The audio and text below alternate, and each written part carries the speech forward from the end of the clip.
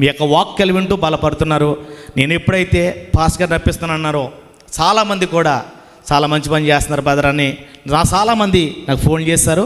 అదేవిధంగా మరి మీరు కూడా మా మధ్యకి రావటం అద్భుతమండి. మా కొరకు, మా పరిచయ కొరకు, మా సంఘం కొరకు మీ వ్యక్తిగత ప్రార్థనలోనూ సంఘ ప్రార్థనలో జ్ఞాపకం చేసుకుంటారని ఈ యొక్క చిన్ని మాటలు తెలియపరుస్తూ నా మాటలు ముగిస్తున్నాను. దేవుడి మాటలు దీవించిన గాక.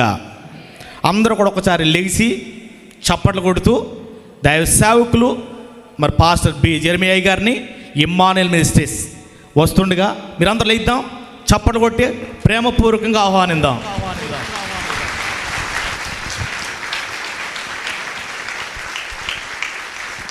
Praise the Lord. Hallelujah. Thank you. అందరూ కూర్చోనండి.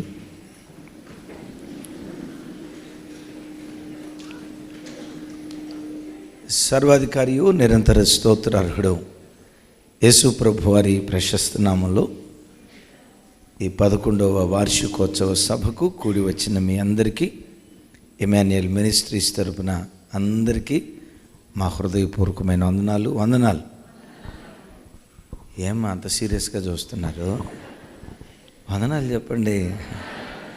మీరందరూ నా మీద కోపంగా ఉన్నట్టున్నారు. ఆల్రెడీ 12 అయిపోయింది,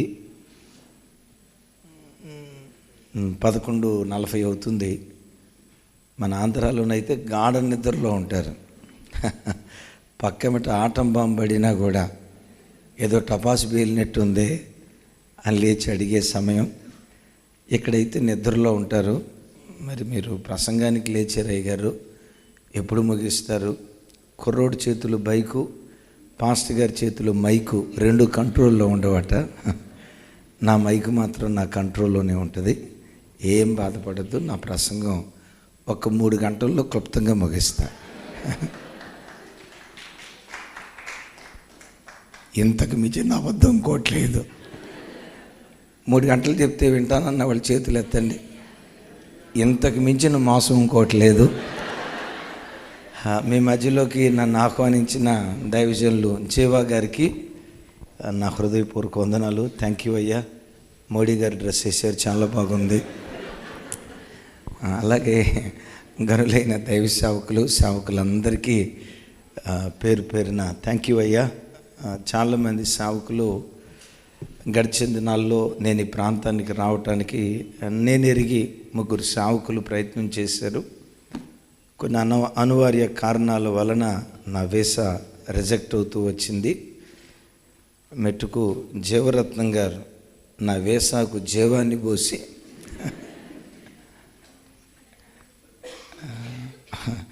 పోరాడారు.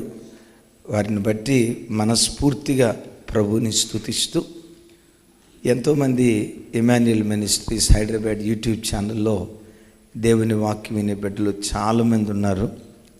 చాలామంది ఫోన్ చేస్తా, అయ్యా మీరు ఈ దేశానికి రావాలని మేము చాలా కాలం నుంచి ప్రార్థన చేస్తూ ఉన్నాం అని ఎంతోమంది బిడ్డలు ప్రార్థన చేశారు. అలాగే ప్రత్యేకంగా మనీష్ గారు, నేను ముద్దుగా మనీష్ అంటాను, మనీష్ గారు అలాగే వారి సతీమణి గత కొన్ని సంవత్సరాల నుంచి రెగ్యులర్గా యూట్యూబ్లో వాక్యం వినటం, తరచుగా ఫోన్లో మాట్లాడటం, చాలా సందర్భాల్లో ఆర్థికంగా కూడా బిడ్డలు ఇమ్మాన్యుయేల్ మినిస్ట్రీస్కి ఎంతో సహకరించారు. మనీష్ గారి కుటుంబానికి వారు ఎక్కడున్నారు? మనీష్ గారు, అయ్యా థ్యాంక్ యూ. నేను ఆయన చూసి ఫోటోలో చూసి ఓ 45-50 సంవత్సరాలు పెద్ద ఆయనేమో అనుకున్నా. ఇక్కడికి వచ్చి చూసిన తర్వాత యంగ్స్టర్, ఎక్కడున్నా కూర్చున్న వాళ్ళందరిలో యంగ్స్టర్. వారిని బట్టి అలాగే చెల్లిని బట్టి మీ అందరిని బట్టి నాతో పాటు నేను దైవ సేవకురాలు ఈ దేశంలో అడుగుపెట్టడానికి ప్రభు కృప చూపించారు. మా రాక కొరకు ప్రార్థన చేసిన మీ అందరికీ మరొకసారి మా 2 చేతులు జోడించి వినయపూర్వకంగా ఒక్కొక్కరికి కృతజ్ఞతలు వందనాలు తెలియచేస్తూ ఉన్నాను. అందరికీ వందనాలు, అందరికీ 100 అనాలు వందనాలు. Thank you. ఆలస్యం చేయకుండా నేను ఇక నేరుగా దేవుని వాక్యంలోకి వెళ్తాను. అయితే ఇజ్రాయెల్ దేశానికి రావాలి, వస్తే దేవుని వాక్యం ప్రకటించడానికి రావాలి అనేది నాకున్న ఆశ. అయితే ఎందుకో కారణం తెలియదు, కానీ ఏ దేశానికి వెళ్ళినా నాకు అంత అభ్యంతరం కలగలేదు. ఇజ్రాయెల్ దేశానికి రావటం విషయంలో నాకు కలిగిన అభ్యంతరం ఇంత అంత కాదు. సంఘబిడ్డలు చాలా ప్రార్థన చేశారు, మా దైవజనరాలు ప్రార్థన చేశారు, నేను ప్రార్థన చేశాను. నేనంత గొప్పవాడిని కాదు, కానీ అపోస్తులుడైన పౌలు కొన్ని స్థలాలకు వెళ్ళటానికి అపవాది చాలాసార్లు ఆటంకపరిచాడు అని పౌలు చెప్తూ వస్తాడు. నా జీవితంలో కూడా భయంకరమైన ఆటంకాలు. ఆ ఆటంకాల తారాస్థాయి ఒక మాట చెప్పాలి చూస్తే, గత వారం నేను ఒక 8 గంటల ప్రయాణం, రాత్రిపూట ప్రయాణమై నాతో పాటు సేవకులు పిల్లలు కలిసి వెళ్తూ ఉంటే తెల్లవారుజాము 4:45 గంటల ప్రాంతంలో భయంకరమైన యాక్సిడెంట్. ఏం జరిగిందో తెలీదు. ఆ నేషనల్ హైవే మీద డ్రైవ్ చేసే తమ్ముడు నిద్రలోకి వెళ్ళాడో, వెనక నుంచి వెహికల్ వచ్చి కొట్టిందో తెలీదు. మా వెహికల్ డివైడర్ దాటి అవతల వైపుకు వెళ్ళి ఫ్రంట్ టైర్, బ్యాక్ టైర్ 2 పగిలిపోయినాయి. బెలూన్స్ ఓపెన్ అయ్యాయి. ఇక బార్డర్ నుంచి వెహికల్ కింద పడితే 40 అడుగుల లోయ, ప్రాణాపాయపు స్థితి. నేను అప్పుడు అనుకున్నాను, నేనంత గొప్పవాడిని కాదు, కానీ ఈ రాత్రి ఈ స్థలంలో ఏదో గొప్ప కార్యం దేవుడు చేయబోతున్నాడు. ఒక మహిమ కలిగిన కార్యం దేవుడు చేయబోతున్నాడు. అందుకనే ఆటంకపరిచి సాతానుగాడు ఆటంకపరచగలుగుతాడేమో కానీ నిలువరించలేడు. కొంతకాలం ఆటంకపరిచాడు. కారణం, ఈ దేశంలో ఈ రాత్రి ఈ స్థలంలో, ఆ స్థలంలో కూర్చున్న తల్లి మొదలుకొని వెనక్కి కూర్చున్న బ్రదర్ వరకు ప్రతి ఒక్కరిని ఈ రాత్రి నా ప్రభు తాకబోతూ ఉన్నాడు. తన వాక్యం చేత దర్శించునుగాక. పరిశుద్ధ గ్రంథమైన బైబిల్లో నుంచి ఒక మాట మీతో పంచుకుంటాను. 106వ కీర్తనల గ్రంథం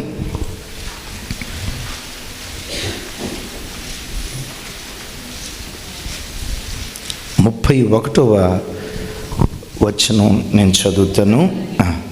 చదువునమ్మా. శ్రమలన్నిటను అతనికి ఆ పని నీతిగా ఎంచబడెను. మెరిబా జలము చాలమ్మా మరొక్కసారి చదవండి. నిత్యము తరములన్నిటను అతనికి ఆ పని నీతిగా ఎంచబడెను. నా వైపు చూసి నాతో కలిసి చెప్పండి. నిత్యము తరములన్నిటను అతనికి ఆ పని నీతిగా ఎంచబడెను. అంటే ఈ మాటలో ఉన్న అర్థం ఆల్ టైమ్ రికార్డ్. ఆదాము కాలం మొదలుకొని నేటి వరకు, చివరికి రాబోయే తరాలలో కూడా ఇతడు చేసిన పని తరములన్నిటిలో, అంటే ఆదాము తరంలో కానీ, నోవాహు తరంలో కానీ, అబ్రహాము తరంలో కానీ, మోషే తరంలో కానీ, భక్తుడైన దావీదు తరంలో కానీ, నేటి కాలంలో మన తరంలో కానీ అతడు చేసిన ఆ పని తరములన్నిట నీతిగా ఎంచబడెను. ఎవరతను? పరిశుద్ధ గ్రంథంలో చూస్తే అతని పేరు ఫినెహాస్. పరిశుద్ధ గ్రంథమైన బైబిల్లో అనేక మంది ఫినెహాసులు ఉన్నారు. ప్రాముఖ్యంగా ఏలీ కుమారుడైన ఫినెహాస్ ఒక ఆయన ఉన్నాడు. రెండవదిగా అహరోను మనమడు ఎలియాజరు కుమారుడు ఫినెహాసు అనే ఇంకొక ఆయన ఉన్నాడు. ఇక్కడ రాయబడిన వ్యక్తి ఎవరై అంటే అహరోను మనమడు ఫినెహాసు కుమారుడుగా ఉన్న అహరోను మనవడు ఎలియాజరు కుమారుడుగా ఉన్న ఫినెహాసు. అతడు చేసిన పని తరములన్నిటిలో అది అతనికి నీతిగా ఎంచబడింది. ఈ ఫినెహాసు చేసిన పని ఇంతకు మునుపు నేను చెప్పేనే ఏలీ కుమారుడు చేసిన పని ఉందే, తరములన్నిటిలో అతి నీచమైన కార్యాన్ని ఫినెహాసు చేశాడు. ఆ ఫినెహాసు ఈ ఫినెహాసు ఇద్దరు యాజకులే. ఆ ఫినెహాసు ఈ ఫినెహాసు ఇద్దరు దేవుని మందిరంలో పరిచర్య చేసిన వాళ్ళే. ఆ ఫినెహాసు ఈ ఫినెహాసు ఇద్దరు బలిపీఠం దగ్గర బలి అర్పించిన వాళ్ళే. కానీ బాధ ఏంటంటే ఒకడు నీతిమాలిన పని చేస్తే అతడు చేసిన నీతిమాలిన పనిని బట్టి అతని తండ్రి చచ్చిపోయాడు. భార్య పురిటి నొప్పులు అనుభవిస్తూ కుమారుని కని చనిపోయింది. మందసం చెరపట్టబడింది. ఒక్క మాటలో చెప్పాలంటే యాజక ఆధిక్యత ఈ ఫినెహాసు చేతుల నుంచి దేవుడు లాగేసి వేరే వాళ్ళకి ఇచ్చాడు. ఒక మాటలో చెప్పాలంటే ఏలి కుటుంబం అంతా నాశనమైపోవటానికి ఫినెహాసు కారణమయ్యాడు. రెండవ ఫినెహాసు ఉన్నాడే, ఎలియాజరు కుమారుడు అహరోను మనముడు ఫినెహాసు ఉన్నాడే, అతడు చేసిన పని యాజకత్వం అతనికి ఇవ్వటం మాత్రమే కాదు, ఆ తర్వాత ఆయన పిల్లల పిల్లలకు పిల్లల పిల్లలకు తరతరాలు యాజకత్వం చేసే కృప ఈ ఫినెహాసుకు దేవుడు అనుగ్రహించాడు. హల్లెలూయా. ఈ రాత్రి తమ్ముళ్ళు, చెల్లెళ్ళు, అక్కలు, అన్నలు, ఈ ఇద్దరు వ్యక్తుల్లో ఈ రెండు క్యారెక్టర్స్లో నీదే క్యారెక్టరు. ఏలీ కుమారుడిలాగా ఫినెహాసులాగా బ్రతుకుతూ వస్తున్నావో, ఎలియాజరు కుమారుడు ఫినెహాసులాగా మీరు బ్రతుకుతూ వస్తున్నారో, ఒకడు బ్రతికిన బ్రతుకు కుటుంబాన్ని నాశనం చేసింది. ఒకడు బ్రతికిన బ్రతుకు తరతరాలు దీవించబడటానికి కారణమైంది. బైబిల్లో ఒక మాట మనం చూస్తాం కదా, ఒక్కడు నా యందు భయభక్తులు కలిగి బ్రతికితే వాని భక్తిని నేను జ్ఞాపకం చేసుకొని 1000 తరాల వరకు పిల్లల పిల్లలను నేను కరుణిస్తా. ఎన్ని తరాలు? ఇంతకు మనం ఎన్ని తరాలు బ్రతుకుతాం? 10. ఎవరా మహానుభావుడు? 150 బతుకుతాం. వద్దాం దేవుడు. అమ్మ, ఎన్ని తరాలు బ్రతుకుతాం మనం మహా బ్రతికితే? 60-70 తరాల నాయనా, దండం నాయనా. 60-70 తరాలు బతుకుతావా? మనం మహా బ్రతికితే 3 తరాలు, దేవుడు అధిక బలం ఇస్తే 4 తరాలు. అద్భుతం చెప్పంటావా? దేవుడు నీకు ఇచ్చిన ఈ చిన్న జీవితంలో దేవుని కొరకు నువ్వు బ్రతికితే, నువ్వు బ్రతికిన భక్తి ఆశీర్వాదం నీ పిల్లల పిల్లలు 1000 తరాల వరకు అనుభవిస్తూ ఉంటారు. ఒక్క జీవితం ఈ ఒక్క జీవితం నీ దేవుని కొరకు జీవించి, దేవా నేను ఎలా బ్రతికానో నా బ్రతుకును ఒకసారి గుర్తుకు తెచ్చుకో, నేను ఎలా జీవించానో నేను జీవించిన జీవితాన్ని ఒకసారి గుర్తుకు తెచ్చుకో అని దేవుని కొరకు నువ్వు ఒక్కదానివి బ్రతికితే, అమ్మా నువ్వు చనిపోతావేమో కానీ నీకు మరణం ఉందేమో కానీ నీ భక్తికి మరణం లేదు, నీ ప్రార్థనకు మరణం లేదు. నువ్వు నీతిగా బ్రతికిన నీతియుక్తమైన జీవితానికి చావు లేకుండా అది 1000 తరాల వరకు నీ పిల్లల పిల్లలను కరుణిస్తుంది.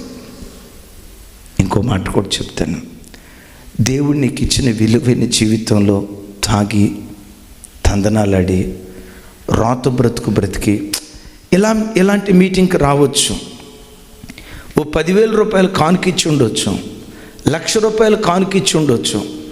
ఊరిలో చర్చిలు కట్టేటప్పుడు చర్చిలకి 50,000, 1,00,000, 2 లక్షలు కానుకిచ్చి ఉండొచ్చు.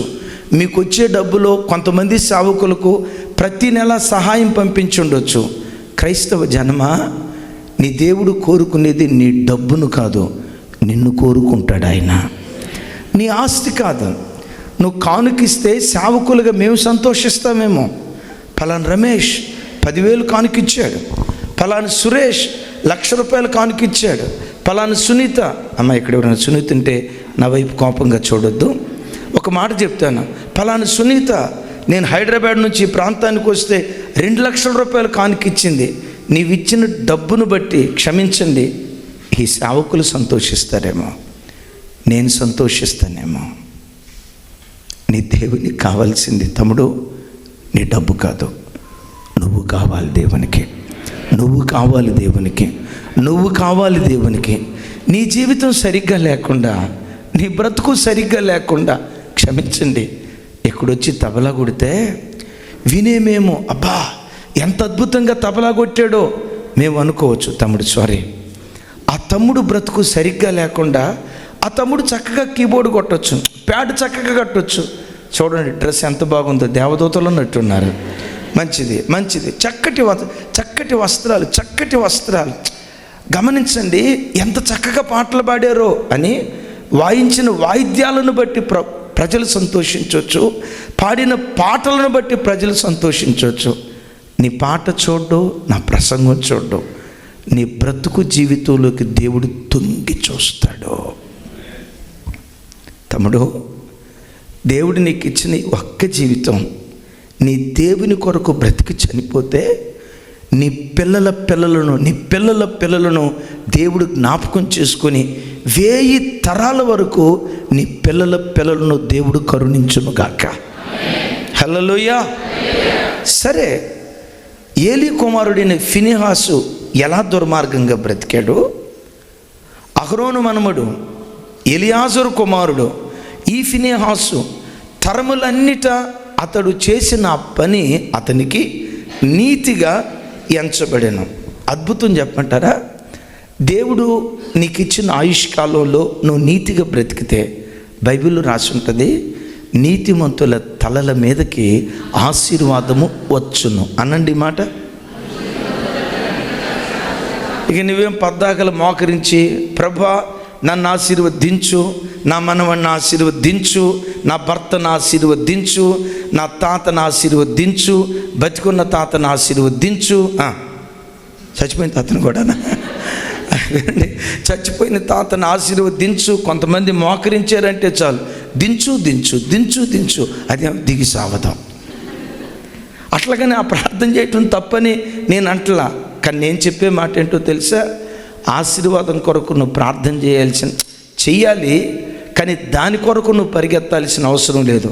అదే పరిగెత్తుకుంటూ నీ వెంట వచ్చేటట్లుగా దేవుడు కార్యం చేస్తాడు. భక్తుడైన దావీదు గారు అంటాడు కదా, నా బ్రతుకు దినములన్నిట కృపాక్షేమాల వెంట అందరూ పరిగెత్తుతూ ఉంటే, కానీ దావీదు బ్రతుకులో కృపాక్షేమాలే దావీదు వెంట పరిగెత్తాయట. నా చేతులెత్తి దీవిస్తున్నా, దావీదు వెంట ఏ కృపాక్షేమాలు పరిగెత్తాయో నీ వెంట కూడా అదే కృపాక్షేమాలు నిన్ను వెంబడించునుగాక. నిన్ను వెంబడించడమే కాదు, నీ పిల్లలను దేవుని కృపాక్షేమాలు వెంబడించునుగాక. మంచిది. నీతిమంతుల తలల మీదకి ఆశీర్వాదం వస్తుంది అని రాసింది కదా. మరో చోట ఏమని రాసిందో తెలుసా? నీతిమంతుల సంతాన పక్షమున, థ్యాంక్ యూ, నీతిమంతుల సంతాన పక్షమున. తమ్ముడు, దేశానికి వచ్చి ఎంతో ప్రయాసపడుతున్నాం. నీ కోసం కాదు, నీ పిల్లల కోసం. మీకోసం కాదు, మా పిల్లలని వాళ్ళ కోసం ఎంతో ప్రయాసపడుతున్నారు. కష్టపడుతూ నీతిగా బ్రతుకు. నీతిమంతురాలైన నీ సంతాన పక్షాన నీ దేవుడు నిలవబడతాడు. నీ గ్రామస్తులు నిలవబడకపోవచ్చు, నీ పట్టణస్థులు నిలవబడకపోవచ్చు, నీ సొంత రక్త సంబంధికులు నిలవబడకపోవచ్చు. దేవుడొక్కడు నీ పిల్లల పక్షాన నిలవబడితే శత్రువు వాళ్ళ ఎదుట ఓడిపోవునుగాక. చెప్పండి, మన పక్షాన్ని ఎవరు నిలవబడాలి? ఎవరి పక్షాన దేవుడు నిలవబడతాడట? నీతిమంతుల సంతాన పక్షమున ప్రభు నిలవబడుతున్నట్లుగా పరిశుద్ధ లేఖనాల్లో రాయబడి ఉంది. మరొక మాట, నీతిగా బ్రతికే వ్యక్తులను గురించి రాసి ఉంటుంది, నీతిమంతుల సంతానం వారి తదనంతరం, అది నీతిమంతుల సంతానం వారి తదనంతరం ధన్యులవుతారట. నువ్వు బ్రతికున్న దినాల్లో నీ పిల్లలు నీ కళ్ళ ఎదుట ధన్యులు కావాలి. నువ్వు చనిపోయిన తర్వాత కూడా నీ పిల్లల తలల మీద ఆ ధన్యతను దేవుడు కుమ్మరించునుగాక. దేవుడి కార్యాలు చేయాలంటే ఫినెహాసు బ్రతికినట్లుగా దేవుని కొరకు నీతిగా బ్రతికే తరం సంఘాలలో నుంచి లేవాలి. ఏంటయ్యా ఫినెహాసు నీతిగా బ్రతికింది? ఇశ్రాయేలీలు అరణ్య ప్రయాణంలో ఉన్నప్పుడు ఇశ్రాయేలీలు మోయాబు రాండ్రతో వ్యభిచారం చేయటం ప్రారంభించారట.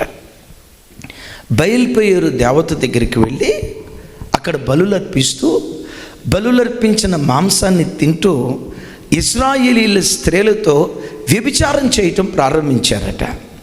తద్వారా దేవుని కోపం దిగొచ్చి 24,000 మంది ఇశ్రాయేలీలు దేవుని కోపానికి గురై అక్కడికక్కడే చచ్చిపోయారు. ఇంకోసారి చెప్తాను. బయల్పెయేర్ అనే పేరుకున్న అర్థం ఏంటంటే గల్లీకి ప్రభు. ఎవరు? గల్లీ అంటే తెలియదా? ఇది మా తెలంగాణ భాష. ఏమండి అది బయల్పెయేరు అంటే గల్లీకి ప్రభు. వీళ్ళు గల్లీకి ప్రభువుని ఆరాధించడానికి వెళ్ళారు. ఎవరిని వదిలిపెట్టి? దేవుడైన యెహోవా గల్లీకి ప్రభువు కాదు, సర్వలోకానికి ప్రభు. సర్వలోకాలకు ఆయన చక్రవర్తి. సర్వలోకాలకు చక్రవర్తి అయిన యెహోవా దేవుని విడిచిపెట్టి ఎవరి దగ్గరికి వెళ్ళారు? వీళ్ళు గల్లీకి ప్రభు దగ్గరికి వెళ్ళారు. వెళ్ళి అక్కడ తాగుతూ తందనాలాడుతూ వ్యభిచారపు కార్యక్రమాలు చేస్తూ ఉంటే దేవుని కోపం దిగొచ్చింది. 24,000 మంది అక్కడ చంపబడ్డారు. ఏమండి, 24,000 మంది చంపబడ్డారంటే వాళ్ళ మీద ఎన్ని కుటుంబాలు ఆధారపడి ఉంటాయి?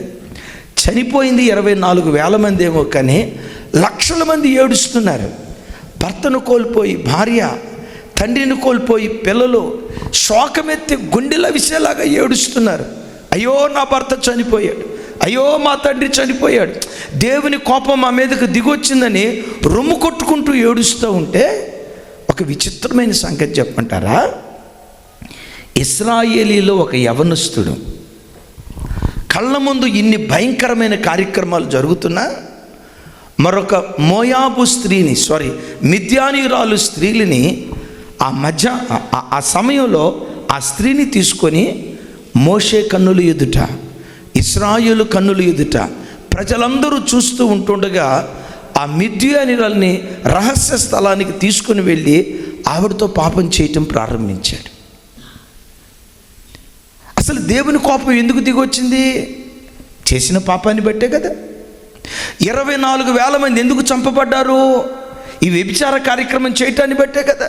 మరి ఇంత ఘోరమైన కార్యక్రమం, ఇంత వినాశనం కళ్ళ ముందు జరుగుతూ ఉంటే చూసేవాడు, వినేవాడు విని చూసి బుద్ధి తెచ్చుకోవాలి కదా.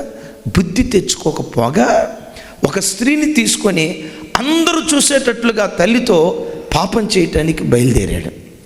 ఫినెహాసు చూస్తూ ఉన్నాడు. ఏం చేశాడో తెలుసా? ఈటను ఒక దాన్ని తీసుకొని పాపం చేస్తున్న ఆ వ్యక్తులిద్దరి దగ్గరికి వెళ్ళి ఈటితో ఒక్క పోటు పొడిచి ఆ ఇద్దరిని చంపాడు. తద్వారా తెగులు నిలిచిపోయిందట. తద్వారా తెగులు ఆగిపోయిందట. దైవజనమా, ఫినెహాసు గూర్చి నేను చెప్పే మొట్టమొదటి మాట ఏంటంటే, ఫినెహాస్ కళ్ళ ఎదుట జరిగిన పరిస్థితిని బట్టి చరిత్రలో నుంచి పాఠం నేర్చుకున్నవాడు. తన కళ్ళ ముందు జరుగుతున్న పరిస్థితులను చూసి తాను ఒక జీవిత పాఠాన్ని నేర్చుకొని తాను తప్పు చేయకుండా తన జీవితాన్ని జాగ్రత్తగా కాపాడుకున్నాడు. క్రైస్తవ జనమ, మనందరి జీవితాల్లో మన గ్రామాలలో భక్తిగా బ్రతికిన క్రైస్తవులు ఉన్నారు, భక్తిహీనంగా బ్రతికిన క్రైస్తవులు ఉన్నారు. మన గ్రామాల్లో ఏం కర్మ, ఇజ్రాయిల్ దేశంలో అందరూ భక్తి పరులే అందామా? ఏమనమంటారు? ఏమంత సీరియస్గా చూస్తున్నారమ్మా? ఎక్కడికి వెళ్ళినా అదేదో అంటారు కదా, రామేశ్వరం పోయినా ఎక్కడికి వెళ్ళినా ఉంటుంది. భక్తి కలిగిన తరం ఉంటుంది, భక్తి లేని తరం ఉంటుంది. నామకార్థ క్రైస్తవులు ఉంటారు, నికార్సైన క్రైస్తవులు ఉంటారు. ఒరిజినల్గా సేవ చేసే సేవకులు ఉంటారు, డూప్లికేటా? ఎవరో మనిషి అందే. ఇందాక డూప్లికేట్ విశ్వాసులు అంటే ఒకళ్ళు చెప్పలా, సేవకుల దగ్గరకు వచ్చేసరికి చూడండి డూప్లికేట్ సేవకులు అంట. అమ్మో, మన తెలుగు వాళ్ళు మామూలు వాళ్ళు కాదుగా. సరే వినండి. అయితే ఒకటి మీరు చూడండి, భక్తిగా బ్రతికిన కుటుంబాలు ఎలా కట్టబడ్డాయి. నామకార్థంగా బ్రతికిన క్రైస్తవ కుటుంబాలు శాపాన్ని అనుభవించాయి. పేరు క్రైస్తవులే, పేరుకు దేవుని బిడ్డలే. ఎవరిదాకా ఎందుకు? మా నాన్న, మేము రోమన్ క్యాథలిక్, మా నాన్న పేరు మరియదాస్. మరియదాసుగా ఉన్నంతకాలం దేవదాసుగా బ్రతికేవాడు. ప్రొద్దున్నే లేచి మొహం కూడా కడుక్కోకుండా కళ్ళు చెట్లకి వెళ్ళి కళ్ళు తాగేవాడట. ఎవరైనా వచ్చి దాసా తాగితే తాగావు కానీ మొహం కడుక్కొని తాగరా అంటే అనేవాడట, అడవిలో పెద్ద పులి మొహం కడుక్కుంటుందా నవ్వేరు కదా. అన్న, నా చేతులు ఎత్తి దండం పెట్టి చెప్తున్నా, నా తండ్రి నామకార్థంగా బ్రతికిన కాలం అంతా మా కుటుంబం శాపాన్ని అనుభవించింది. మా అక్కకు పెళ్లి చేస్తే చిన్న వయసులో విధవరాలైంది. మా అన్నను బీకాం చదివిస్తే ఉద్యోగం సద్యోగం లేకుండా ఒక రాడ్ బెండింగ్ మేస్త్రి పని చేసుకునే స్థితికి దిగిపోయాడు. నా తండ్రి గర్భాన పుట్టిన ఆ జాస్త 2 ఫలాలు ఓ రకంగా ఆ రోజుల్లో శాపాన్ని అనుభవించాయి. ఎందుకు నా కుటుంబం ఇలా శాపాన్ని అనుభవించింది? నామకార్థ క్రైస్తవ్యం, నామకార్థ భక్తి జీవితం. ఏదో పండగలప్పుడు చర్చికి వెళ్ళటం, తర్వాత తాగటం, పండగలప్పుడు చర్చికి వెళ్ళటం, కొట్లాటకు వెళ్ళటం. నామకార్థ భక్తి జీవితం జీవించినంత కాలం మా కుటుంబం అనుభవించిన శాపం ఇంత అంతా కాదు. ఒకరోజు మా ప్రాంతానికి ఒక గొప్ప దైవజనుడు వచ్చాడు. ఒకేసారి మా నాన్న దేవుని వాక్యం విన్నాడు. ఆ వాక్యం విన్న అదే రోజు మారు మనసు పొంది బాప్తిస్మం తీసుకుని ఈ మరియదాసు యేసుదాసుగా మార్చబడ్డాడు. ఎప్పుడైతే యేసుదాసుగా మార్చబడ్డాడో ఖచ్చితంగా చెప్తాను, పెంట కుప్పల మీద పడిపోయిన మా కుటుంబాన్ని దేవుడు అంచెలంచెలుగా ఆశీర్వదించి ఆయన గర్భాన పుట్టిన నన్ను ఆయన మహిమ కొరకు పల్లెటూరు నుంచి లేవనెత్తి ఈరోజు ప్రపంచమంతా దేవుడు తన మహిమ కొరకు తిప్పుతున్నాడు. కారణం ఏంటో చెప్పంటారా? నికార్సైన భక్తి జీవితం ఎప్పుడైతే తాను జీవించడం ప్రారంభించాడో, కుటుంబం మీద ఉన్న శాపం, కుటుంబం మీద ఉన్న దారిద్రత, కుటుంబం మీద ఏలుబడి చేస్తున్న ప్రతి పాపం విరిచివేయబడి శాపగ్రస్తమైన కుటుంబాలను ఆశీర్వాదకరమైన కుటుంబాలుగా దేవుడు మార్చాడు. తమ్ముళ్ళు, చెల్లెళ్ళు, మీలో ఎవరైనా నామకార్థ భక్తి జీవితం చేస్తున్నారేమో, దేవుని దగ్గరకు వచ్చి సినిమాలే, అక్రమ సంబంధాలే, త్రాగుడే, ఎలా బ్రతకాలనుకున్నా అలా బ్రతుకుతూ, అయ్యా ఇలాంటి నామకార్థ భక్తి జీవితం చేయటాన్ని బట్టే మన బ్రతుకులు శాపగ్రస్తమైపోతున్నాయి అన్న సంగతి గుర్తించి కళ్ళ ఎదుట చూడండి. భక్తిగా బ్రతికే కుటుంబాలు ఎలా ఉన్నాయి, ప్రార్థన చేసుకునే కుటుంబాలు ఎలా ఉన్నాయి, దారి తప్పి బ్రతుకుతున్న కుటుంబాలు ఎంత శాపగ్రస్తాన్ని అనుభవిస్తున్నాయో ఎప్పుడు చరిత్రలో నుంచి పాఠం నేర్చుకోవాలి. ఆమేన్. ఒకసారి చెప్పండి ఆమేనని. దేనిలో నుంచి పాఠం నేర్చుకోవాలి? పవిత్రంగా బ్రతికిన యోసేపు ఏమయ్యాడు? పాపం చేసిన సంసోను ఏమయ్యాడు? దేశం కాని దేశంలో నీతిగా బ్రతికిన దానియేలు ఏమయ్యాడు? రాజు అయిన తర్వాత దారి తప్పి మోయాబు స్త్రీలతో అక్రమంగా 1000 మంది స్త్రీలను వివాహం చేసుకున్న సొలొమోను ఏమయ్యాడు? ఇవన్నీ చూసిన తర్వాత నీ గుండెల్లో, దేవా నేను భక్తిగా బ్రతికితే నా కుటుంబానికి కూడా అలాగే నిలవబడతావు కదా, నేను భక్తిగా బ్రతుకుతానయ్యా, అయ్యో ఆ కుటుంబాలు బ్రతికినట్లుగా నేను బ్రతకూడదని ఎప్పటికప్పుడు ఒక అద్భుతమైన సాక్ష్యం. అది పేరుగాంచిన దొంగలు ఉండే ప్రాంతం. ఆంధ్రాలో కొన్ని ఊర్ల పేర్లు ఉంటాయి.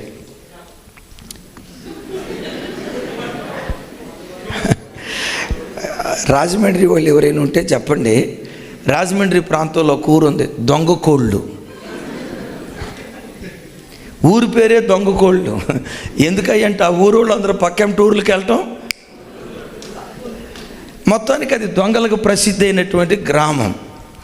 పోలీసు వాళ్ళు పదే పదే వాడిని అరెస్ట్ చేసి వాళ్ళకి ఓపిక లేక వాడిని పట్టుకొని లాక్కొని వెళ్తావురే, నీకు దండం పెడతావురా, మీరు అరెస్ట్ చేయలేక మా లైఫ్ అంతా నీకోసమే అయిపోతుందిరా, నువ్వు దొంగతనం మానరా అని చెప్తే అని అడిగారట. అరే అసలు ఎందుకు నువ్వు తాగుబోతు అయ్యో, నువ్వు దొంగోడు అవ్వటానికి కారణం ఏంటి, నీతిగా బతకొచ్చు కదరా అంటే ఈడన్నాడట, సార్ మా నాన్న తాగుబోతు సార్, తాగుబోతాడు కడుపున పుట్టిన కొడుకు ఏమవుతాడు, కలెక్టరా కాడుగా, తాగుబోతాడు మా అయ్య తాగుబోతాడు కడుపున పుట్టాను కాబట్టి నేను తాగుబోతాడు అయ్యా, తప్పు నాది కాదు అనండి, ఏదో తప్పు నాది కాదు, మా అయ్యదే. సరేరా, నువ్వు జన్నది కరెక్టే, మరి ఈ దొంగతనానికి ఎందుకు అలవాటు పడ్డావురా? సార్, మా ఊరి పేరేంటి? దొంగకోళ్ళు. మా ఊర్లో వాళ్ళందరూ దొంగోళ్ళు సార్. ఊర్లో వాళ్ళందరూ దొంగతనం చేస్తూ ఉంటే దొంగోళ్ళ మధ్యలో బ్రతికిన నేను దొరనెట్ట అవుతా సార్? నా చుట్టూతో ఉన్న వాళ్ళు దొంగలు కాబట్టి నేను దొంగోడిని అయ్యా. మా అయ్య తాగుబోతు కాబట్టి. అంటే తప్పు నాదేమీ లేదు సార్. తప్పేదన్నా ఉంటే మా ఊరిది, మా అయ్యది. మనసులో అనుకున్నారంట పోలీసు వాళ్ళు, ఇడు యేసు ప్రభుకి చిన్న తమ్ముడేమో, ఇంకెక్కువ మాట్లాడితే అక్కడి దాకా పోతాడేమోనని సైలెంట్గా ఉన్నారు. తీసుకొని వెళ్తా ఉంటే ఈలోపు అదే గ్రామంలో నుంచి కృతజ్ఞత కూటం ఒక ఆయన సాక్ష్యం చెప్తున్నాడట. నేను ఈరోజు ఈ గ్రామంలో ఇంత ఆశీర్వదించబడి ఒక ఐఏఎస్ ఆఫీసర్గా ఈ గ్రామంలో అడుగు పెట్టడానికి, నేను ఈ స్థితిలో ఉండటానికి మొదటి కారణం దేవుడైతే, రెండోది నన్ను కన్న తండ్రి, నా గ్రామ ప్రజలే నేను ఈ స్థితిలో ఉండటానికి కారణం. పోలీసులు లాగారు. ఏంటో ఆ సాక్ష్యం అని వింటున్నారు. సాక్ష్యం చెప్పి ఆయన చెప్తున్నాడు, నేను ఐఏఎస్ ఆఫీసర్ అవ్వటానికి నా కన్న తండ్రి దానికి ఇన్స్పిరేషన్. నా తండ్రి ఎలా ఇన్స్పిరేషనో తెలుసా? నా తండ్రి పచ్చి తాగుబోతు. తాగింటికి వచ్చాడా, అమ్మను గొడ్డును బాదినట్టు బాధేవాడు. మా నాన్నను చూసి నా బ్రతుకులో కూడా నేను త్రాగుడు వ్యసనానికి బానిస అయితే బాధ్యత లేనివాడిని అయిపోతాను. పిల్లల విషయంలో బాధ్యత మరిచిన వాడిని అయిపోతాను. భార్యను గొడ్డును బాదినట్టు బాదుతాను. బాబోయ్, నా జీవితంలో బాధ్యత రాహిత్యంతో నేను బ్రతకకుండా నా కుటుంబాన్ని చక్కగా కట్టుకోవాలంటే మా నాన్నలాగా తాగుడు వ్యసనానికి నేను బానిస కాకూడదని మా నాన్నను చూసి నేను ఇన్స్పిరేషన్ అయ్యానయ్యా. చెప్తూ మా గ్రామంలో ఉన్న ప్రజలంతా పేద ప్రజలు. ఆ పేదరికాన్ని బట్టి దొంగలుగా మారిపోయారు. నా జీవితంలో నేను దొంగను కాకూడదంటే పేదోడిని కాకూడదు, పేదోడిని కాకూడదంటే కష్టపడి చదువుకోవాలి. అందుకని ఈ దొంగలున్న ఈ గ్రామాన్ని చూసి నేను కష్టపడి చదువుకొని ఐఏఎస్ ఆఫీసర్ అయ్యాను. నా దేవుడు నన్ను ఇలా నిలవబెట్టాడు అని సాక్ష్యం చెప్తూ ఉంటే వెంటనే పోలీసు లాగి, అదే ముందు అరెస్ట్ చేశారు దొంగోడిని, అని పట్టుకుని అడిగారట, అరే ఆ సాక్ష్యం చెప్పే అబ్బాయి ఎవరు నీకు తెలుసా అంటే, ఆడు మా తమ్ముడేలేండే. విన్నారు ఈ మాట? చెప్పండి గట్టిగా. వాడు ఎవర్రా? ఆడు మా తమ్ముడేనండి. మరి ఇందాకేమన్నావురా? నేను చెడిపోవటానికి మా నాన్న కారణం అన్నావు, నేను దొంగోడు అవటానికి మా గ్రామం కారణం అన్నావు. మరి మీ తమ్ముడేం చెప్తున్నాడు? నేను త్రాగుడు. చూసారా, వీళ్ళిద్దరు ఎవరో తెలుసా? మొదటోడు చరిత్రలో నుంచి పాఠం నెరవనివాడు, రెండోవాడు చరిత్రలో నుంచి పాఠం నేర్చుకున్నవాడు. కూర్చొని నువ్వు ఆలోచించు. భక్తిగా బ్రతికే కుటుంబాలు ఎట్లున్నాయి? వాళ్ళ పిల్లలు ఎట్లున్నారో, వాళ్ళ ఆర్థిక స్థితిగతులు ఎట్లున్నాయి? నామకార్థంగా బ్రతికే క్రైస్తవ కుటుంబాలు ఎట్లా శాపగ్రస్తం అయిపోయాయో అవి చూసి, దేవా, ప్రాణం పోయే పరిస్థితి వచ్చినా లోకంలో నేను కాలు జారకుండా నీ కొరకు నన్ను నిలవబెట్టయ్యని చరిత్రలో నుంచి పాఠం నేర్చుకునే వ్యక్తులుగా దేవుడు మనందరినీ స్థిరపరచునుగాక. సరే, ఇంతకీ ఫినిహాసు చరిత్రలో నుంచి పాఠం నేర్చుకొని ఈటి తీసుకొని ఆ పాపపు కార్యక్రమం చేస్తున్న ఆ ఇద్దరిని ఈటితో పొడిచి చంపాడట. అక్కడ బైబిల్లో రాసి ఉంటుంది, ఫినిహాసు నేను ఓర్వలేని దానిని చూసి తాను ఓర్వలేక, నేను సహించలేని దానిని చూసి తాను సహించలేక ఈటి తీసుకొని నా పక్షాన నిలవబడ్డాడు అని దేవుడు మాట్లాడతాడు. దైవజనమా, ఈ సృష్టిలో దేవుడు ఓర్వలేని పాపాల్లో 3 పాపాలు ఉన్నాయి. క్లుప్తంగా చెప్పాలంటే దాని పేరు వ్యభిచారం. వ్యభిచారం అనే పేరులో 3 అనుభవాలు. ఒకటి, నిజదేవుడు ఎవరో తెలియక దైవము కాని వాటిని ఆరాధించటం. నిజదేవుడిని వదిలిపెట్టి నిర్దేవులను ఆరాధించటం, అది ఆధ్యాత్మిక వ్యభిచారం. కానీ ఇక్కడ కూర్చున్న మ్యాక్సిమం అందరూ క్రైస్తవులే. మొదటి పాపంలో మనం పడకపోవచ్చు, కానీ క్రైస్తవుల్లో ఉండే కొన్ని మూఢనమ్మకాలు ఉన్నాయి. చూసారా? మూఢనమ్మకాలు. క్రీస్తు మీద ఉంచాల్సిన విశ్వాసం క్రీస్తు మీద ఉంచకుండా లోకపు విశ్వాసాల మీద ప్రజలు చాలా నమ్మకం ఉంచి అదొక ఆత్మ సంబంధమైన విగ్రహారాధనగా కొంతమంది బ్రతుకులో అది మారిపోతున్నట్లుగా మనం చూస్తూ ఉన్నాం.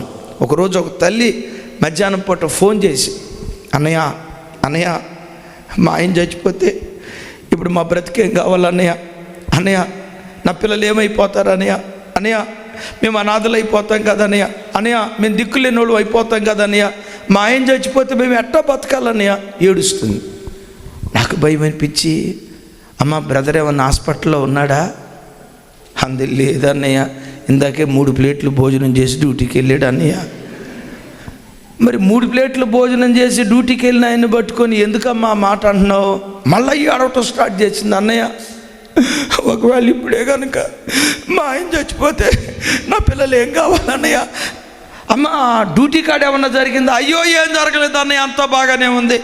మరి దరిద్రపు అనుమానం నీకు ఎందుకు వచ్చిందమ్మా అన్నాను. ఏమి లేదన్నయ్య, ఇందాక అంట్లు దోవేటప్పుడు ఏమంటారు దాన్ని, అంట్లు గడిగేటప్పుడు నా తాలిబొట్టు తాడు తెగి నేల మీద పడిపోయింది అన్నయ్య. అంటే భర్త ప్రాణం ఎక్కడుంది? దేవుల్లో ఉందా తాలిబొట్టు తాడులో ఉందా?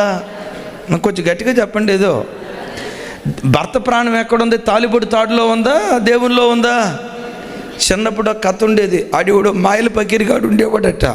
మాయల పకీరిగాడి ప్రాణం 7 సముద్రాలు దాటి కాకుల దూరని, కారడివి, సేమల దూరని, చెట్టడివి.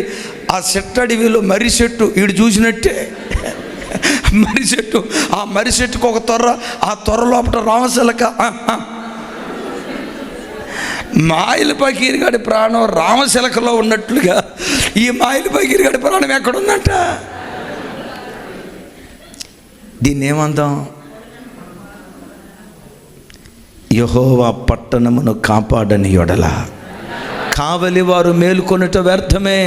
క్రైస్తవ జనమా, నీ విశ్వాసం ఏదైనా ఉన్నదా అంటే అది క్రీస్తు మాత్రమే అయ్యుండునుగాక, అది క్రీస్తు మాత్రమే అయ్యుండునుగాక. యేసు ప్రభు పిల్లల్లో కూడా కొంతమంది మంచి రోజు తెలియదేం కాదు కదా, ఇదొక ఆత్మ సంబంధమైన విగ్రహారాధన. నేనంట యేసు క్రీస్తు మీద విశ్వాసంతో అడుగులు వేయి, ఎడారి కూడా ఏదేనులాగా దేవుడు మారుస్తాడు. ఎడారిలో కూడా దేవుడు సెలయేరులు పుట్టించడం ప్రారంభిస్తాడు. దేవుని మీద తప్ప మరి దేని మీద మనం నమ్మకం ఉంచుకుందుముగాక. రెండవది, ఆత్మ సంబంధమైన పరిశుద్ధ గ్రంథంలో వ్యభిచారం అని దేన్ని అన్నాడో తెలుసా అయ్యలారా? దేవుడు వివాహ వ్యవస్థలో దేవుడు కోరుకున్న పవిత్రత గురించి చెప్తా. ఒకవేళ ఈ ప్రాంతంలో మీకున్న ఒంటరితనాన్ని బట్టి, భార్య తోడు లేకపోవటాన్ని బట్టి, భర్త తోడు లేకపోవటాన్ని బట్టి, శరీరం కదా, శరీరంలో బయలుదేరే కొన్ని కోరికలను నియంత్రించుకోలేక ఎవరైనా కాలు జారిన స్థితిలో ఉంటే, ఎవరైనా దారి తప్పిన స్థితిలో ఉంటే, మీ తండ్రిగా చెప్తున్నాను తల్లి, నన్ను బయటోడిగా అనుకోవద్దు. ఒకవేళ నేను మీకంటే బాగా చిన్నోడినైతే, ఒకవేళ మీ తమ్ముడుగా చెప్తున్నా, దేవుడు అసహించుకునే రెండవ పాపం వ్యభిచారం. ఏంటయ్యా వ్యభిచారం? వివాహ వ్యవస్థలో దేవుని ఆలోచన ఏంటి? దేవుడు ఏదైనా తోటలో ఆదామును కలుగు చేశాడు కదా. ఆదాముకు గాఢ నిద్ర కలుగు చేసి ప్రక్కలో నుంచి ఎముకను తీశాడు. టకమని సమాధానం చెప్పండి. తీయబడిన ఎముకల నుండి ఎంతమంది అవ్వమ్మలను దేవుడు చేశాడు? ఏమంత సైలెంట్గా చేశారు? ఏమంత సైలెంట్గా చెప్పారు? మీలో ఎవరికో ముగ్గురు అవ్వమ్మలు ఉన్నట్టున్నారు, అందుకని చాలా సైలెంట్గా చెప్పారు, పెద్దగా రాలా. ఎంతమంది అవ్వమ్మలు చేశాడు? కొంచెం గట్టిగా. నేనంట తీయబడిన ఎముకలో నుండి 7 అవ్వమ్మలను దేవుడు చేయలేడా? ఆ బ్రదర్ అంటాడు, చేస్తే భలే ఉండేదన్నా తమ్ముడా, ఉన్న ఒక్కదానితోనే ఆగలేకపోతున్నా. వినండి, నేను మిమ్మల్ని అడుగుతా, 7 అవ్వమ్మలను దేవుడు చేయగలడా లేదా? టకమని చెప్పాలి. నేను ముగింపులోకి వస్తున్నాను. 7 అవ్వమ్మలను దేవుడు చేయగలడా లేదా? మరి 7 అవ్వమ్మలను చేయగలిగిన దేవుడు ఒక్క అవ్వమనే ఎందుకు చేశాడు? ఒక్క అవ్వమనే ఎందుకు చేశాడు తెలుసా? వివాహ వ్యవస్థలో దేవుని నీతి, ఒక పురుషుడు బ్రతుకు కాలమంతా ఒక్క స్త్రీకి మాత్రమే బద్ధుడై ఉండాలి. బహుభార్యాతత్వాన్ని కానీ అక్రమ సంబంధాలను కానీ, విచిత్రం చూడండి, ఏదేను తోటలోనే ఆదిలోనే దేవుడు అంగీకరించలేదు. భార్య చనిపోయింది, రెండో వివాహానికి దేవుడు ఒప్పుకుంటాడు. భర్త చనిపోయాడు, రెండో వివాహానికి దేవుడు ఒప్పుకుంటాడు. భార్య బ్రతికుండగా ఒక పురుషుడు మరొక స్త్రీతో తప్పటడుగు వేస్తే మీరు దానికి నాజుగ్గా బలహీనత అండి, ఒంటరితనం అండి, నువ్వు నాజుకు పదం పెట్టావు. దేవుడు అంటాడు, క్షమించండి రే వ్యభిచారి, రే వ్యభిచారి. వ్యభిచారులందరూ అగ్నిగుండం పాలవుతారనే వాక్యం అంటుంది. నువ్వు నాజుగ్గా దీనికి ఒక పేరు పెడతావు, ఒంటరితనం అంటే. ఆకలైనప్పుడు అన్నం తినవా, దాహమైనప్పుడు నీళ్ళు తాగుతావా? తాగండి, వద్దని దేవుడు. వినండి, దాహమైంది నీళ్ళు తాగుతాం, అట్లాగేనండి. ఆ టైం ఒంటరితనం అండి. తల్లి, మీ బాధ నేను తప్పు తేలిగ్గా అంచనా వేయను. ఒంటరితనం, ఆ మానసిక క్షోభ. కానీ దేవుడిని దగ్గర నుంచి కోరుకునేది పవిత్రత. పవిత్రత. ఆ తీయబడిన ఎముకలో నుంచి ఒకే అవమని చేయకుండా, ఒకే అవమని దేవుడు ఎందుకు చేశాడయ్యా? చెప్పే కదా, ఒక పురుషుడు బ్రతుకు కాలమంతా ఒక్క స్త్రీకే బద్ధుడై ఉండాలి. ఒకవేళ 7 అవమలే కనుక చేసి ఉంటే, ఎవరైనా ఏలూరోళ్ళు ఉంటే మీకు అర్థమవుతుంది. అప్పుడు ఆదాము ఏమని వాళ్ళకి పేరు పెట్టేవాడంటే, మొదట ఆమెకి ఆదివారం అవ్వమ్మ, రెండో ఆమెకి సోమవారం అవ్వమ్మ, మూడో ఆమెకి నాలుగో ఆమెకి 5, 6, 7. ఇక ఆదాం పరిస్థితి ఏంటో తెలుసా? రంకులు రాటం తిరిగినట్లుగా వారం అంతా ఆదివారం అవ్వమ్మ, తమ్ముడా సోమవారం అవ్వమ్మ, రంకులు రాటం తిరిగినట్లుగా తిరిగేవాడు. పురుషులారా, మీ అన్నగా, మీ తమ్ముడుగా, దేవుని ప్రతినిధిగా నేను ప్రశ్నిస్తున్నా. నీ వివాహమైన ఆ రోజు నుంచి ఈ రోజు వరకు నీ భార్య విషయంలో నువ్వు నమ్మకమైన భర్తవేనా?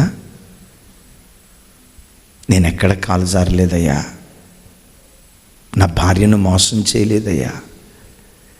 దేశం కాని దేశంలో ఒంటరిగా బ్రతుకుతున్నా పరస్త్రీ కౌగిలి ఎట్టుంటుందో నాకు తెలియదయ్యా.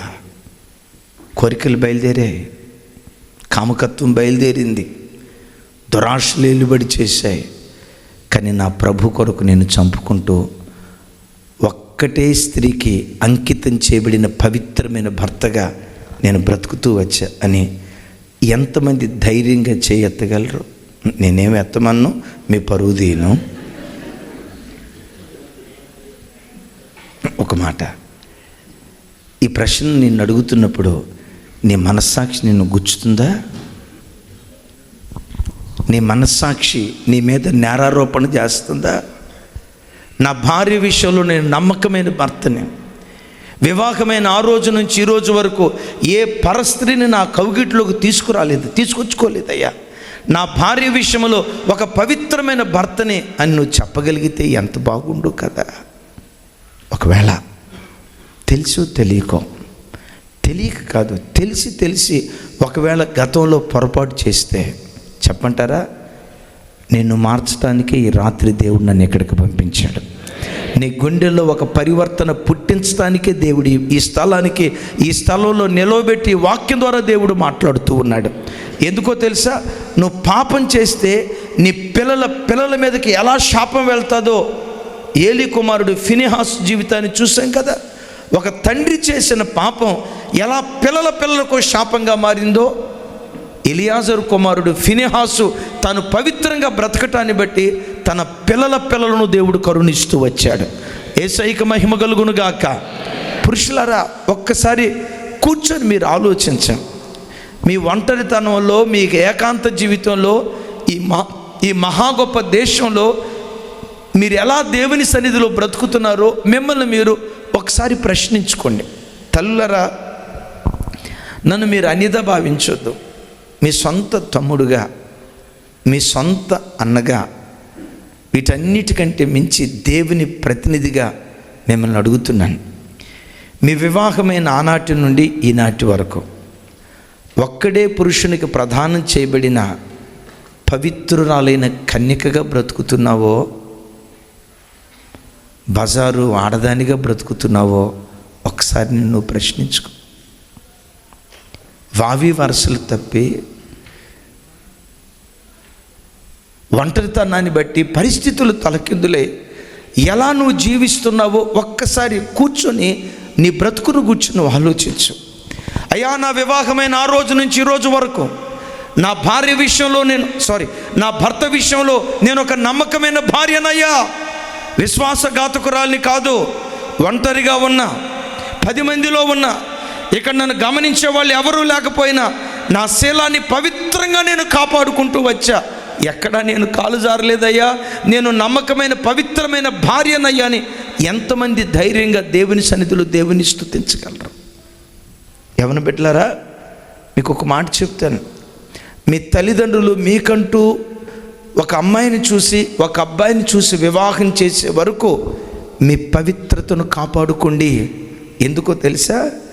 వేప చెట్టులో నుంచి ఏ విత్తనం వస్తుంది? మామిడి చెట్టులో నుంచి ఏ విత్తనం వస్తుంది? మామిడి చెట్టులో నుంచి మామిడి విత్తనమే వస్తుంది. ఏమే రైట్?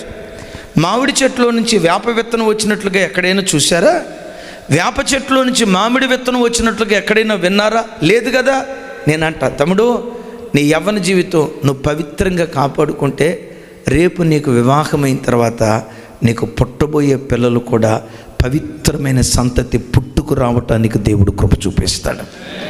నీ యవ్వన వయసులో నువ్వు ఎక్కడ కాలు జారలేదుగా, నీ యవ్వన వయసులో నువ్వు ఎక్కడ తప్పటడుగులు వేయలేదు కదా. ఒక అమ్మాయిని చూసి పోకిరి చేష్టలు చేయటం కానీ, ఒక అబ్బాయిని చూసి పనికిమాలిన మెసేజెస్ పంపించడం కానీ ఎలాంటి కార్యక్రమాలు చేయలేదు కదా. నువ్వు పవిత్రంగా బ్రతికేవు గనుక నీ మీద నిలిచిన పవిత్రత నీ పిల్లల మీదకి దిగి రావటానికి దేవుడు కృప చూపిస్తాడు. వేప చెట్టులో నుంచి ఏ కాయలు వస్తాయి? వివాహం కాకమునుపు నువ్వు జార పురుషుడిగా జార స్త్రీగా బ్రతికితే, నేను మిమ్మల్ని కృంగదీయటానికి కాదు, ఆలోచింప చేయటానికి చెప్తున్నాను. వివాహం కాకమునుపు నువ్వు తప్పటడుగులు వేస్తే నేను శపించట్లేదు సుమి, రేపు నీ గర్భాన పుట్టబోయే పిల్లలు కూడా అలాంటి శాపగ్రస్తమైన పిల్లలు పుట్టుకొస్తారు. ఈ సోషల్ మీడియా పెరిగిన తర్వాత పిల్లల్లో, యవ్వన బిడ్డల్లో భూతద్దం పెట్టి వెతికిన పవిత్రత దొరుకుతుందా అని అంటే అది ఒక ఎండమావిలాగానే మిగిలిపోతుంది. హైదరాబాద్లో ఒక అమ్మాయి అబ్బాయి విపరీతంగా ప్రేమించుకుంటున్నారంట. ఎదురు వెళ్ళి కేఫ్కి వెళ్ళి కాఫీ తాగుదామని ఎదురు బొదురు కూర్చున్నారు. కళ్ళల్లో కళ్ళు పెట్టి చూసుకుంటున్నారు. ఒకరితో ఒకరు మాట్లాడుకుంటూ ఉన్నారు. ఆ అమ్మాయి అంటా ఉంది, ఈ అబ్బాయి మాట్లాడుతూ ఉన్నాడు. అంటారు కదా ఆ ప్రేమికుల మధ్యలో, నాకు అచ్చం దేవతలా కనపడుతున్నావు అన్నాడు వీడు. ఎప్పుడైనా ప్రేమ వివాహాలు ఇంతే, పెళ్ళికి ముందు దేవతలా కనపడుతున్నావు అంటాడు, పెళ్ళైన సంవత్సరం తర్వాత అచ్చం దెయ్యంలాగే కనపడుతున్నావే అని అడగపోతే నన్ను అడగండి. పెళ్ళి కాక మునుపు అంటాడు, కళ్ళు మూసినా నువ్వే, కళ్ళు తెరిచినా నువ్వే, నువ్వు లేకపోతే నేను బతకలేను అంటాడు. పెళ్ళైన 2 సంవత్సరాల తర్వాత నువ్వు లేకపోతేనే బతికేటట్టున్నాను అంటాడు. వినాలి మాట, నువ్వు లేకపోతేనే బతికేటట్టున్నాను అంటాడు. సరే, విచిత్రం వినండి. ఈ ఇద్దరు యవ్వన బిడ్డలో మాట్లాడుకుంటూ ఈ లోపు అమ్మాయి ఫోన్ అక్కడ పెట్టి వాష్రూమ్కి వెళ్దామని వెళ్ళిందట. ఈ పిచ్చోడు ఆ అమ్మాయి ఫోన్ నెంబర్ ఆ అమ్మాయి ఫోన్ తీసుకొని తన పేరు ఏ పేరు మీద డైల్ చేసిందని నంబర్ నొక్కుతున్నాడు. వీడి మనసులో నా పేరు దగ్గర my sweet heart, my mister perfect, my Taj Mahal, my Mumtaz Begum, my Shah Jahan ఏమి రాసుకుందా అని నంబర్ డైల్ చేస్తే బకరా నెంబర్ 10 అని వచ్చిందట.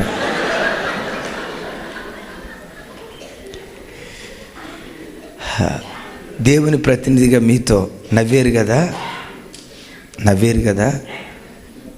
ఒకవేళ నీ బ్రతుకు కూడా అదేనేమో.